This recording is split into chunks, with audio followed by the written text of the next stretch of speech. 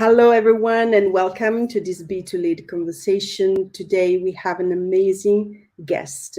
We have the great pleasure and honor to have Ama Ocansey here with us. Oma is the UK head of diversity and inclusion at BNP Paribas. Oma, welcome and thank you for being here to have this conversation and sharing your story. It is really an honor and a pleasure to have you here.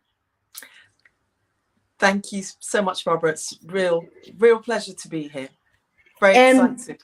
It is exciting to be here for me too, also because we get to hear what is, I'm sure, an amazing story. And you know what, Emma? I would actually like you to introduce yourself, if that's okay. Absolutely. As Barbara has mentioned, my name is Ama Ocansey.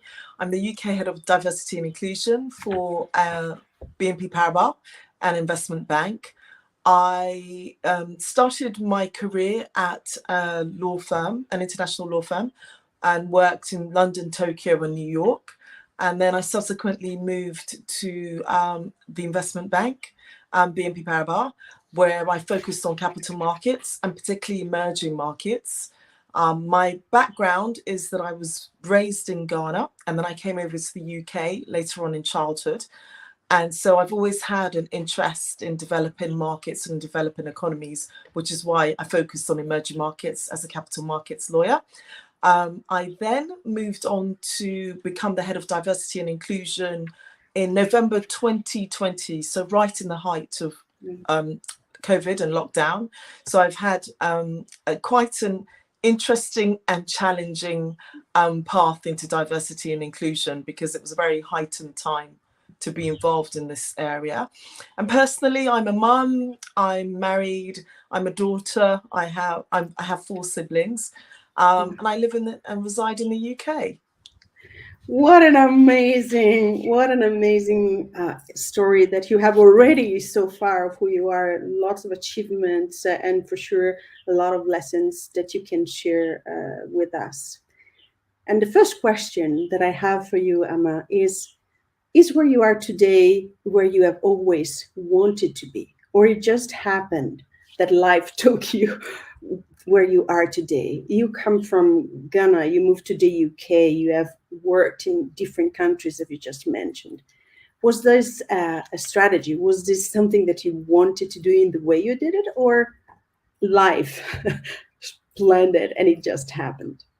I think it's a combination of both, actually, in the sense that situations happened. We got posted here because my dad was a diplomat. So situations or events happened and opportunities occurred and I was sort of part of that. And I also think that it's also about taking opportunities as well. So if I think high level, professionally and personally, I've achieved quite a lot. And there's lots of things that I wanted to do as a child. I wanted to be a lawyer. I wanted to travel. I wanted to sort of see the world. And I felt that I've done that. But my core reason for being a lawyer is that I actually wanted to help people. I wanted to make a difference. And I felt that if I could empower people and help them understand their civil rights and their human rights and their legal rights, I could sort of change the world. I ended up in capital markets, so finance. So it was more about helping organizations than individuals. But I do think that my current role in diversity and inclusion is really amplifying the voice of the marginalized and the people that are not represented, and they're not always the majority. In fact, they never are. And so I sort of feel that I'm the person that I was always going to end up as, with a little bumps, with a little light, with some darkness, and with lots of opportunities. And I've taken some and I've missed some and I've regretted some, and I've been thankful that others I haven't sort of taken. And so it's just a combination of things that sort of made me who I am. But all in all, I'm pretty happy with where I am. There's obviously more to do, both professionally and personally. So I haven't stopped yet. And hopefully I will be able to achieve those things as much as possible. Amazing. That's wonderful. And from the position where you are today, where you have achieved so much indeed, and you look back, can you identify some moments that you could consider sliding door moments, decisions that actually made a difference and determined the direction of your life and career, where you made certain choice and took certain opportunities instead of others, and you were aware that that would have been a very important moment for you? If you look back from where you are, Yeah. can you identify few of these moments? Because, and the reason I'm asking is because maybe there are other women and other people that are in moments where I don't know what to do, this is good, this is great, how do you decide, how do I move forward? And so I would love to hear, what did you do in those key moments that I'm sure you had in Yeah. Actually, one of them, which I was speaking about yesterday to our summer graduate program intakers, is that I decided to do law, and it was extremely competitive because I wanted to work for an international law firm. And I remember I was sort of doing the standard thing of making applications and not really getting very far, or getting interviews but not progressing to receiving an offer. So I just thought outside of the box, and I volunteered at the Law Society. And that gave me the opportunity to sort of learn more about law firms, get and have access to lawyers who were in these law firms, have discussions. And it just meant that when I started reapplying, I could actually say that I'd worked at the Law Society. Obviously enhanced what I was doing, but it also gave me something to talk about. So I think thinking outside the box, especially in moments when things are not really going well or not going the way you want, it is always a good strategy to approach.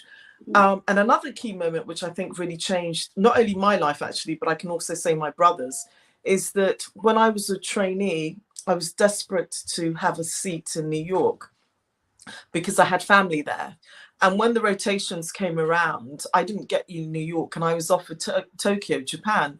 And I was really disappointed because I didn't know anybody in Japan. I didn't really have any sort of connections in Asia. It wasn't really a part of the world that I was high on my list to visit. And I kind of took it quite badly. And then I consulted, and I think this is when you need mentors and you need people who are sort of ahead of you and sort of in life. And everybody sort of turned around and said, when are you going to get to go to an amazing place like Japan? And have the full security of a job, accommodation, and just be free to explore and learn about a completely different culture. And I took that advice, and it was the best decision because it taught me to be brave. It taught me to take risk, and it taught me to understand that what you can't miss what you've never taken. And so it was better to do it and almost regret it and say, well, that was, the worst thing that ever happened, it was awful, than not to have taken it at all and then have the constant, well, what would have happened if I did?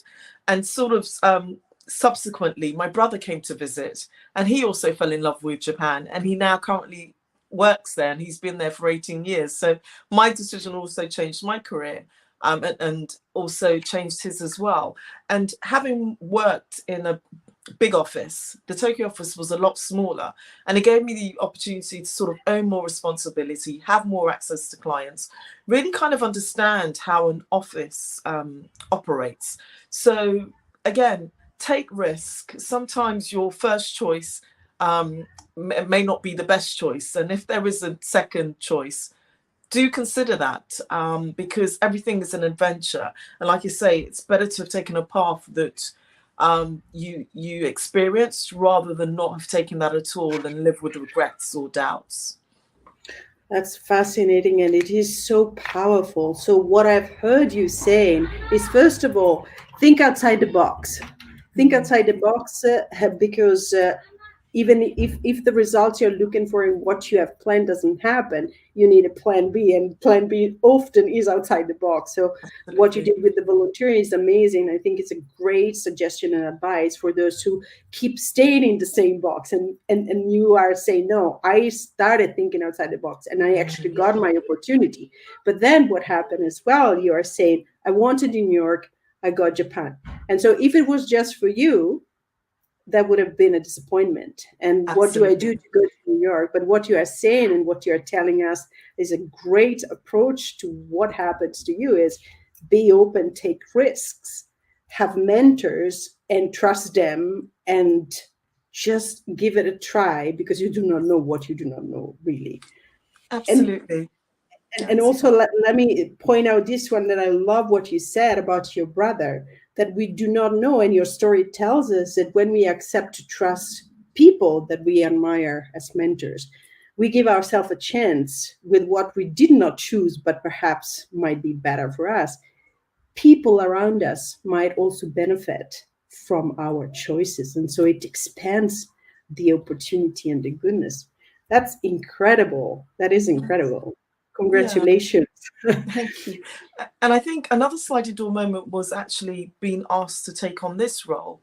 And the reason why I found a sponsor is because I did a lot of activities in networks. So it was the top of my day job. And it was something that I was generally interested in and I wanted to change.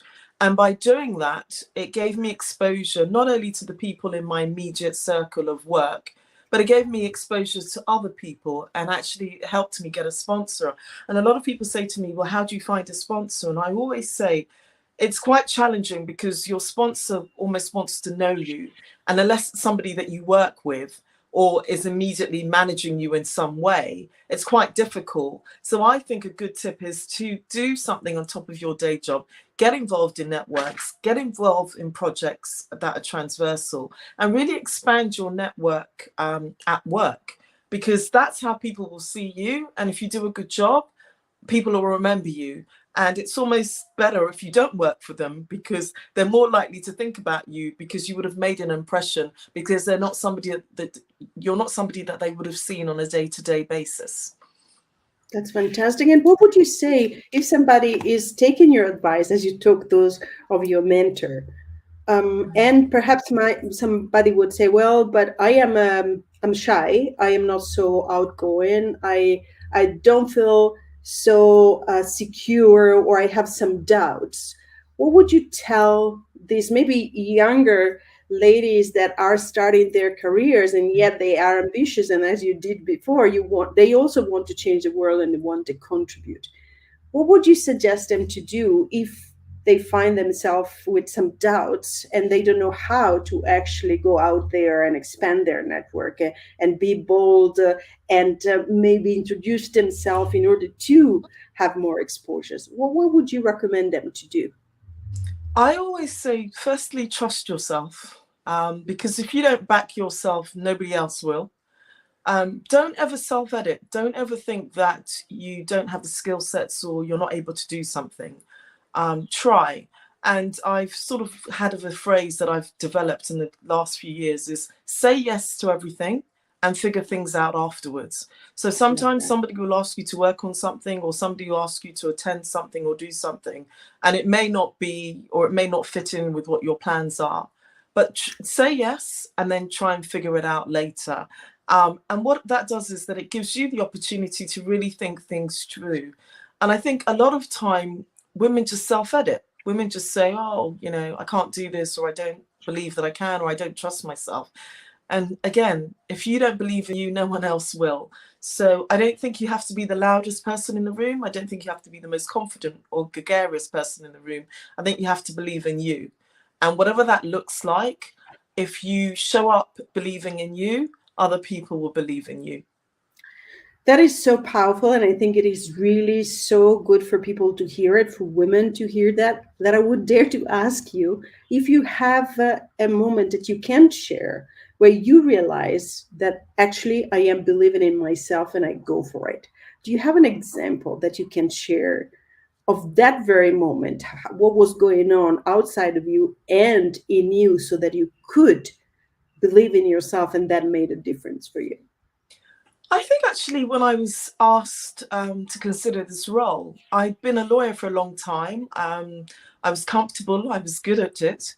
And when this opportunity came up, I sort of thought, well, this is sort of HR land, this is people land.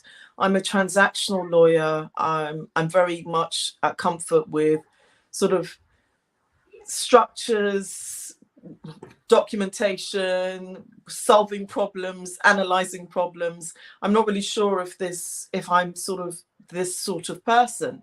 And then I thought to myself, do you know what? If you're able to have done all of that, you can transfer those skill sets and you can learn. And so, with time and with thought, and again, I have a sort of my own board of mentors, friends, and family who I consult with. I just thought, you know what, I'm going to try this. And it sounds sort of flippant, but I thought, what's the worst that can happen? You don't do a great job, and then you learn that actually diversity and inclusion isn't for you, and you move on and do something else. But at least you would have tried it. And I always had the thought in the back of my mind that I've lived this experience. I've lived being othered. I've lived being marginalized. And so I can bring that experience, and hopefully the other skill sets I will learn.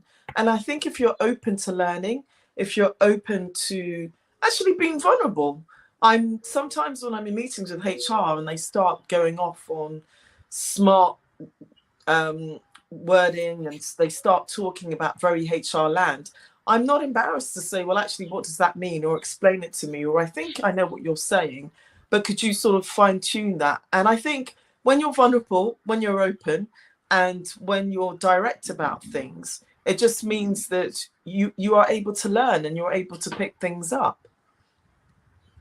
That is so powerful, Ama, because what I hear saying is basically that the moment when you believe in yourself, of course, is when you were able to give value to what you already did. Mm-hmm. You were able to see and recognize and acknowledge yourself for what you did, and recognize also that you can learn, you can be vulnerable, and that are people around that you can collaborate with as mentors, right? And all of these doesn't need to be perfect. And I think that for women, it is something that sometimes is difficult to think that we are not perfect. And what you're saying is open to learn, open to be vulnerable, and ask questions, not pretending that I know everything, even if I am the UK head, right? Yeah. And sometimes our position, we think that we are supposed to know everything in that particular role, whereas there is this simplicity of simply, I am learning, I am still growing, right? And it seems that this is what we want to become comfortable with. Yeah. And a mentor of mine said, intelligence isn't knowing everything, it's asking the right questions. And I strongly believe in that. Yeah, absolutely. And I think that this is exciting at the same time, right? We don't, it is liberating. We don't need to know everything, but we can learn to ask questions so that we can learn what we need to learn. That's wonderful. Thank you. I will keep thanking you, throughout the entire conversation. And if you look back again, and if you look at key challenges that you encounter on your path, what would those challenges be, and how did you overcome them? I think, sometimes people don't believe in your abilities, or they challenge your qualification. And my intersection as a Black woman has often meant that I've often been the only woman in the room, but always the only Black woman in the room. And so I've often been marginalized and not listened to. And it's just working through that. And sometimes it's difficult. Sometimes you sort of just think, why do I have to add this on top of everything else? But unfortunately, that is how the world is structured. And so it's very much just persevering, believing in you, and having the confidence. And sometimes if you don't, gaining it from your surroundings, right? Your friends and your mentors and the people that you work with, that you are able to do that, and you are able to do this. And there's a reason why you're in the room. As I said, believing in it and acting upon it. And those are the moments that you really need to be resilient. I think that's one thing that my career has taught me, is that you have to be resilient, because there are not always great days, and there are some days that are quite dark and quite bad. And it's just actually thinking, well, what am I learning in this stage? What is actually going on with me here? And coming out of the other side and saying, well, okay, sometimes there's no lesson to be learned. It was just an awful experience, and Mm-hmm. it's best not remembered. But other times there are lessons to be learned, and taking on those lessons and moving on with those, and preparing yourself or equipping yourself or putting in that in your resilience bank, so that next time when something like that happens, or something you see something similar, you know how to behave, or if not how to behave, how to ensure that that person or that or whatever is happening doesn't make you feel bad or in a certain way. And this must have been a very powerful lessons as well, because if you take us there in one of these rooms where you were the only Black woman there, surrounded by men, leaders, and if I think of you in Japan on top of it, right, as a culture for women in business in a position of power is a difficult and challenging situation to be there. So if we are there with you in that room, when you say, I didn't feel listened to, right? What was happening within you when you realize that, oh, look, these guys, they are not listening to me? You are talking about resilience, being confident. You're talking about acting on what you believe you're capable of and you can do. So if you take us there for a moment, in that moment where you realized, I'm not listened to, what did you actually thought and did in those moments? Was it just acknowledging, realizing that, and then say, well, what did you do there? Take us there for few minutes. It's definitely acknowledging that, and then telling yourself that you are here for a reason. And then to keep ploughing on and to ask the question and say, well, actually, can we address this question that I've asked? Can we just go back to that point? Maybe you didn't hear what I said, but just to repeat that. And it takes a lot of confidence, and it's almost an out of body experience, because at the time when you're doing it, you're thinking to yourself, oh my gosh. But again, there's a reason why you're there. And if you don't speak up, if you don't make yourself known, then you're almost letting other people confirm that you shouldn't really be there and you shouldn't be listened to. So it's almost just plowing through that and just thinking there's a reason why I'm here, and it's often because I want to do a good job, and it's often because I want to understand the situation, and you have to keep plowing on and keep going. That's beautiful. So what you did, it was naming what actually was happening. Guys, you're not listening, not directly, but maybe you didn't send a question. So don't let that moment pass without acknowledging that it is happening. It seems like that's what you did. And so you kept going and you kept pushing to have your question addressed. And so you don't let it pass as if it did not exist that moment. And it seems from what you're saying, then I keep trusting myself and I keep standing up for myself. That is so powerful. Did I get it right? Yeah, no, absolutely, you did. You did. That's wonderful. So I think it will be so useful to so many women that sometimes we do not share those moments, right? I'm not listened to, and we tend to just shrink. Even if we are in a boardroom, right? Yeah. And what you are inviting us to do is don't do that. Stay there, stand tall, and speak up for yourself, isn't it? Yeah, absolutely. And I think what you said about naming it is important, because once you name it, it actually allows you to see the problem, and then you can move on. I think the problem happens when you can't name it, or you're in trauma, or you're so sort of out of sync that you can't really think clearly. And that has happened, don't get me wrong. I didn't start off naming things, being resilient and going and being persistent. Of course, there were times when things threw me, or people said something, or I was ignored, and I just couldn't quite figure out what was happening. But with time and with experience, you learn to name it. And I completely think that whole naming, recognizing what's happening, empowers you then to know how to handle it and how to move forward. And would you say that this ability and these skills, because these are skills that you learn in time, the mentors, you spoke about the board of mentors and family members and friends perhaps that accompanied you in your journey, would you say that this board of people, this group of people helped you developing these skills? And would you recommend everybody to have a board of mentors, and how did you find the people that belong to this group for you? Definitely, people have helped, and don't think that a board means you have to have lots of people. It could be as small as 2 to 3, but I've always picked people along the way who are very different to me and think very differently. And so with analysis, maybe you'd have a situation and then you'd go back and say, this is what happened, what do you think? And then have that person say, well, actually, I agree with you, or I see it differently, or have you thought about that? And that really allows you to see things from a very broad perspective. And so it kind of puts you in a position where you kind of think that, okay, I was in this situation, it could be this, it could be that.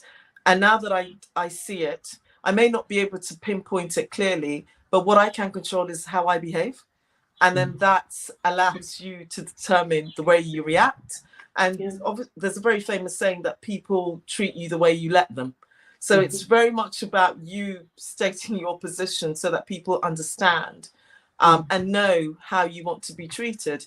And back to the point about having a board, like I say, it doesn't have to be a vast amount of people, but if you try and choose and connect with people who are different from you, who think differently from you, then they can advise, they can challenge you, they can bring you broader perspectives. And I just think it helps. And actually, this ties into the whole point about having diversity. Right? You don't want the people to surround people. You don't want to surround yourself with people who think exactly like you, because they're not bringing anything new to the table, right? They're just confirming what you already think. So it's very important to have people that do think differently. And some days, you have friends or people that do think like you, and you just want somebody who's gonna, stay in that zone with you when you're upset, miserable, going for the Haagen-Dazs ice cream, and that's okay, right? We all need those. But you also need that balance of difference so that you get a broader and a more enriched perspective. And this is, what would you say to those people that might say, well, I don't know people that are different from me, and now with this remote working, I don't actually know people that I can consider potential mentors, and so they don't see the possibilities. What would you tell them? How would you invite them to act in order to get these 2 or 3 people that are powerful resources? Do you know what? I think a lot of the time people have mentors and they don't know they have them. And I don't even think you have to label them. So I know people that I bounce ideas off. And if I sort of told them that I consider them a mentor, they would be surprised. So I don't think it has to be as formal as this person is my mentor. But there could be somebody in the office that you sit with who and when I say different, it doesn't have to be difference in cultures or difference in ethnicity or anything like that. It could just be somebody who maybe you're a very the glass is always half empty sort of person. You need somebody who's the glass is always half full, and you will be surrounded by those. So I don't think difference has to be extreme. I think difference just has to be somebody who doesn't replicate and think exactly like you. And to be honest, it's easy to find people who have very different perspectives, especially in the working place and also when you network. Because I tend to find that in academia, you tend to surround yourself with friends that think and act and want the same things as you do. But as you grow professionally, you are going to come across people who different skill sets, different life experiences. And those are the people that you can harness into and discuss things with you. And I also find that people actually enjoy sharing their perspectives. It's quite easy to find people who will tell you what they think, or you can bounce ideas off. And I think these things are a very natural thing. I don't think you should kind of stress yourself and think, I need a mentor, so tomorrow I'm going to go to the office and find that person, and they're going to. It's not even that. It may be that person who is slightly more senior than you are, that you bump into occasionally when you're going home or coming to the office, and maybe that's when you go and have coffee and talk to that person a little bit more and get some perspectives. And the more you have, the better, because like I say, it's all about broadening your network, broadening who you know. And I agree, COVID hasn't helped because we are remote working, but very few people are working remotely 100%. And I'm a strong believer in that your network is your net worth. So if you're ever going to make an effort anywhere in life, it's to network. So I think on that side of things, you shouldn't limit yourself to we're in Zoom, not we're working remotely land, so I'm going to isolate myself. No, there are opportunities to go into the office. There's opportunities to network. Make that something that you do, because I think networking is key.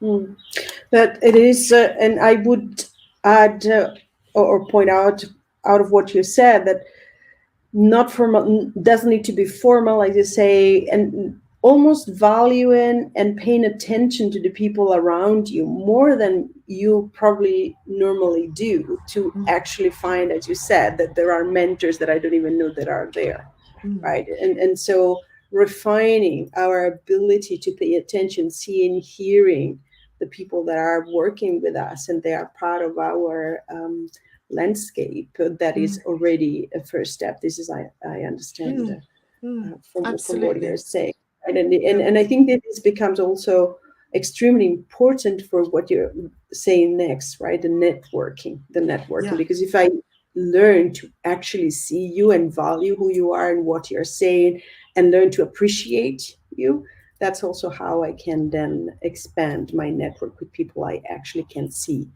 Exactly. And you know people and they know people, and it's a multiplier effect. So please don't see that it's something that's an additional task. It should be something that's quite easy to develop. And even if you feel that you're not a natural networker, you only have to start with a small circle, and they know people, and the people that they know people, and that's really how these things grow organically. Yeah, beautiful. And I have a couple of more questions for you, Emma. And the first one is, we often hear that there are obstacles for women and Black women in the path to leadership and in path of their career path. And we often find that we hear that men have advantages towards women, they have it easier, and sometimes they constitute some roadblocks. So I was just wondering if you had a chance to suggest something to your male colleagues, so that they, if they could change something or do something different or stop doing something that could help more women and women of color to advance in leadership, what would you invite them to do differently, if anything at all? Be an ally. Be an ally. And consider the women in the room, the women of color in the room. Consider giving opportunities to people that look nothing like you. Consider if you're a team leader and there are people in your team who are marginalized or underrepresented, how do you support them? How do you amplify their voices? Lead by example. Show that you're inclusive, show that you're supportive, so that you're a natural person who believes that everybody belongs. That's what I'd ask. And if they say, let's assume that you're having this conversation with a couple of colleagues of yours, and they go back to you and they say, well, we are doing all of these. And perhaps they are not, because they are not noticing, right, that they are not doing this. What would you invite them to pay more attention to in order to achieve everything that you have just mentioned? I always say, it's funny, I do have this conversation quite a bit. I always say, challenge yourself. So we all have affinity biases. Everybody likes the things that they're familiar with, that look like them and they feel comfortable with. So next time you are making a decision, why don't you challenge yourself and say, well, rather than giving that job assignment to the person that looks exactly like me, let me try and give that assignment to somebody who doesn't look like me. If you look at the team that you lead, if everybody looks the same, why not consider the next time you make and hire, bringing somebody else who's completely different to you? And that's how I was position it to people, is to challenge yourself. Because unless you're sort of having this comfortable conversation of I'm doing everything right, I don't need to do anything else, nothing really changes. And if you want to be really dramatic, the world is changing. The world is looking very different to what it used to. And so if you're going to stay up, if you're going to keep up, if you're going to be in a sustainable world, you really need to foster inclusion. I mean, I don't need to sort of talk about the stats about how diversity improves business prospects and results and team building and all of that. But I would definitely say that challenge yourself and think about the long-term implications of your decisions, and also think about the sustainability of your behavior. That's so powerful. And also, in order to do this, challenge yourself, look at long term, try and give it a chance to people that are outside your box, right? I think you didn't name this, you didn't mention it, but I bring it in. I think we need humility, right? To think that there are things that we do not know and we are not Absolutely. expert on, and things that we have not considered. You were humble when you decided to go to Japan, listen to the mentor, right? You gave yourself a chance, but you were humble in the process. So when you say I invite them to challenge themselves, what I say is you need to tune into being humble, because we need that as well if we want to create different kinds of connection and inclusivity. I think that that's for Absolutely. And I would also add empathy as well. Humility and empathy. Yeah, absolutely. Great combination. I have a last question for you, Emma. I don't recall if you have a daughter or a son or how many children you have, but if you had a daughter and you could give her just one piece of advice, just one, so that she can grow into being a woman of the 21st century, a Black woman in operating and making a difference in the 21st century, what would you suggest her to do, or what would you tell her? And if you had a son, what would you tell your son? I would tell both of them the same thing. Believe in you. Because if you don't, nobody else will. Always believe in you. Always back you. Because you are your own champion. You are your own advocate. And you are your own supporter. So back you and believe in you. And I think I've mentioned this before. Don't self-edit. The amount of times I hear people say, well, I can't do this, or I'm not good enough, or I don't think I can do this, or I'm not sure. Don't self-edit, because the world is there to edit you. Right?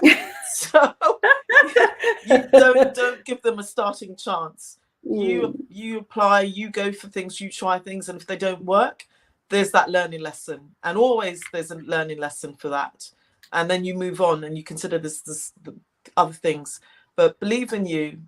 Don't self-edit, and own your achievements. I think this is what I'd say to my daughter rather than to a son, is that own your own achievements. I'm still at my experience in life having to learn to be silent when people say that I've done a good job, because the natural inclination is to say, oh, anyone else could have done it. And now I just think, no, actually, I'm going to own that, and I've earned it. So really own the accolades, the success, the things that you've driven, because you've earned them.